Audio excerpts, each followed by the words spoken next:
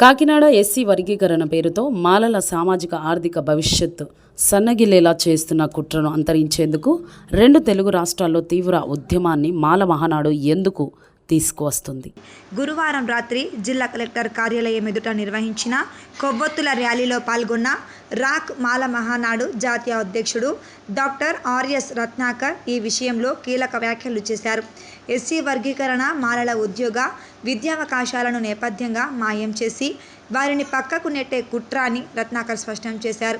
మాలల శ్రమ త్యాగాలతో నిర్మితమైన రిజర్వేషన్ల ఫలాలను కేవలం 3% మందికి మాత్రమే అందేలా చేసే విధానమే ఇదని, ఇది సామాజిక న్యాయాన్ని తుపాకీతో కాల్చే చర్యగా అభివర్ణించవచ్చన్నారు.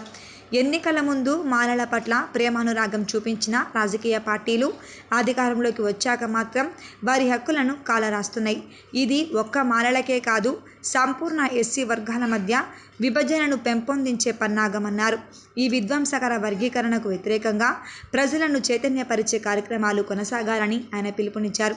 ఇప్పటికైనా మాల సామాజిక వర్గం మేల్కొని ఉద్యమాన్ని బలపరిచే దిశగా ముందడుగు వేయాలని, లేని పక్షంలో మాలలు చరిత్రలో ఒక సమూహంగా మాత్రమే మిగిలిపోతారని హెచ్చరించారు.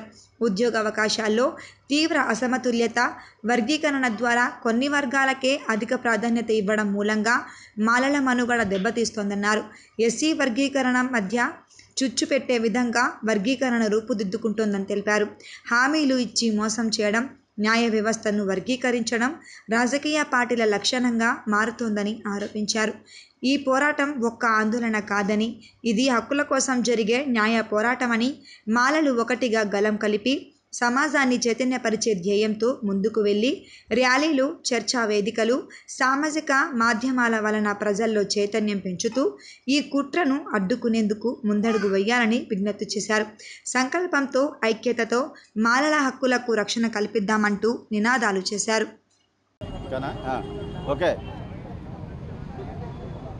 రాష్ట్రంలో ఉన్నటువంటి తెలుగు రాష్ట్రాల్లో ఉన్నటువంటి మాల సోదరులారా, ఎస్సీ వర్గీకరణ ముసుగులో దేశవ్యాప్తంగా దళితుల ఐక్యతపై కుట్ర జరుగుతూ ఉంది. ముఖ్యంగా తెలుగు రాష్ట్రాల్లో అయితే మాల సామాజిక వర్గాన్ని అన్ని రాజకీయ పార్టీలు టార్గెట్ చేసి, అన్ని వర్గాలు టార్గెట్ చేసి తొక్కేస్తూ ఉన్నాయి. మిత్రులారా, మన సామాజిక వర్గం నిమ్మకు నీరెత్తినట్టుగా ఉంది. ఎవరిలోని చలనం లేదు. మిత్రులారా, మనం మాట్లాడకుండా ఉంటే, ప్రజాస్వామ్యత పోరాటం చేయకుండా ఉంటే, దీనిపైన మనం రియాక్ట్ కాకపోతే మన సామాజిక వర్గం చరిత్రలో ఒకప్పుడు ఉండేదని చెప్పుకునేటటువంటి పరిస్థితులు వస్తాయి. మిత్రులారా, మాల ఉద్యోగులారా, way back to the society అన్నారు అంబేద్కర్. ఇకనైనా మీరు డైరెక్ట్గా రాకపోయినా ఈ యొక్క వర్గీకరణ వ్యతిరేక పోరాటంలో మీరంతా భాగస్వామ్యం కావాలని చెప్పేసి మీకు అందరికీ విజ్ఞప్తి చేస్తూ ఉన్నాను.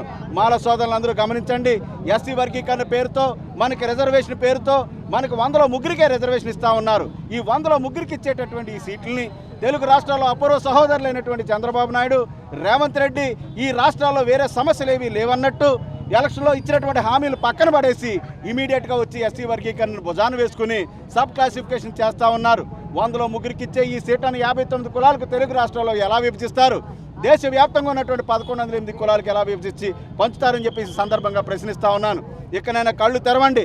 ఇది దేశవ్యాప్త ఉద్యమం.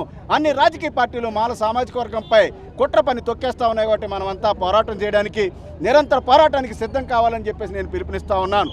भाई और बहनों सुनिए, देश भर में सभी राजनीतिक पार्टियां एससी आरक्षण वर्गीकरण के बहाने देश भर में सभी राजनीतिक पार्टियां दलितों की एकता को कमजोर कर रही है.